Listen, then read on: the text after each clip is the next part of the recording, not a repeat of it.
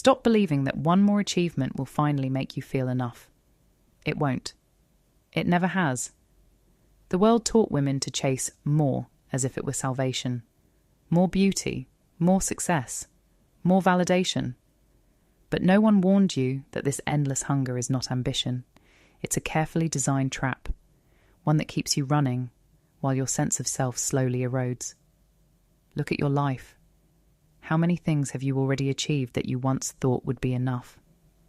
And yet, here you are, still restless, still comparing, still feeling like you're one step behind a version of yourself that doesn't even exist.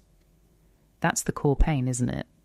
Not failure, but the quiet, suffocating realization that no matter how much you do, you never arrive. And if you keep living like this for another year, you won't just lose time, you'll lose the ability to recognize who you are without the expectations of others. This isn't a message to comfort you, it's a confrontation. Because the truth is brutal, but it's also liberating. You were never meant to become enough by their standards. You were meant to define it for yourself. I didn't realize I was trapped. Because on the surface, everything looked right. I had goals.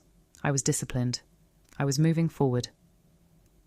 At least that's what I told myself every morning when I looked in the mirror and rehearsed the same quiet promise. Just a little more, then I'll feel okay. But a little more never ended. There was always someone doing better, someone younger, someone further ahead. And without even noticing it, I started measuring my life against people who weren't even living my story.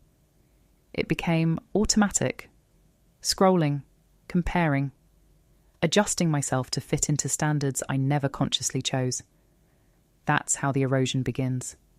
Not loudly, not dramatically, but slowly, like water dripping on stone, wearing down your sense of self until all that's left is a version of you that performs well, but feels nothing.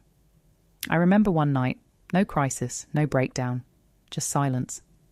I was sitting alone, staring at a list of things I had accomplished that year, things that should have made me proud. But instead, I felt empty. Not because they didn't matter, but because I couldn't feel them anymore. And that's when it hit me. Not like a revelation, but like a quiet, uncomfortable truth I could no longer ignore. I didn't know what enough meant to me. I only knew what it meant to everyone else. And that realization, it shook something deep inside me. Because if you don't define your own sense of enough, you become a slave to shifting standards. Today it's success. Tomorrow it's beauty. The next day it's relationships. The target keeps moving, and you keep running. That's not growth. That's psychological exhaustion disguised as ambition. But the breaking point wasn't the exhaustion. It was the question that followed. If I stopped chasing all of this, who would I be? That question is terrifying. Because it forces you to confront something most people spend their entire lives avoiding. The possibility that you've been living according to a borrowed script. And here's where everything began to change for me. Not when I achieved more. Not when I became better. But when I finally paused long enough to examine the system I was living inside.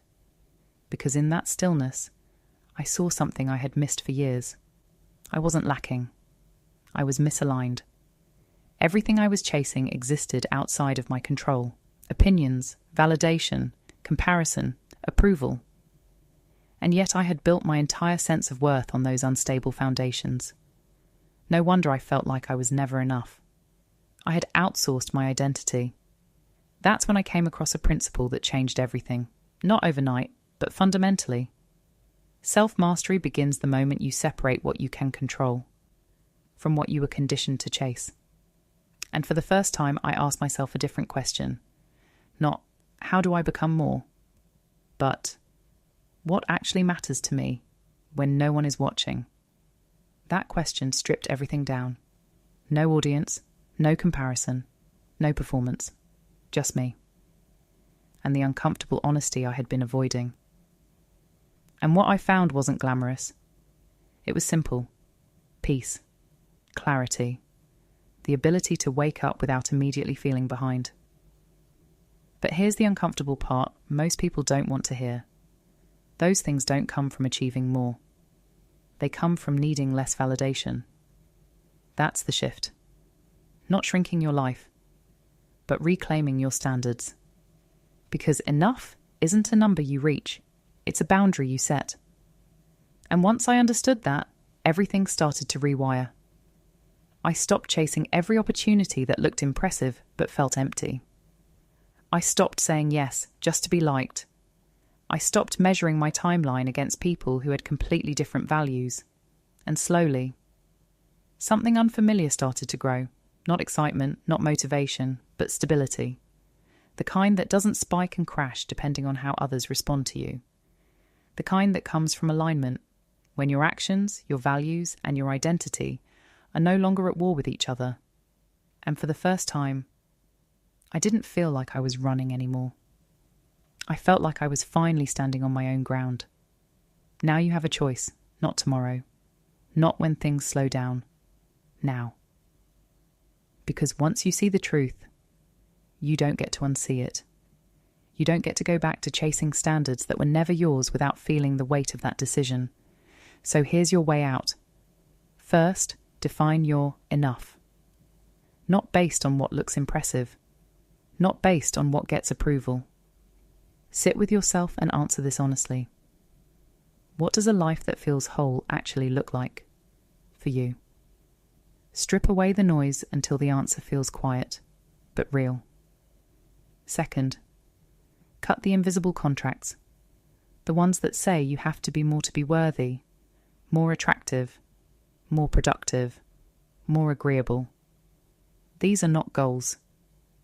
They are conditions you were trained to obey. Break them, deliberately. Third, build your standards from the inside out. Start measuring your life by alignment, not performance.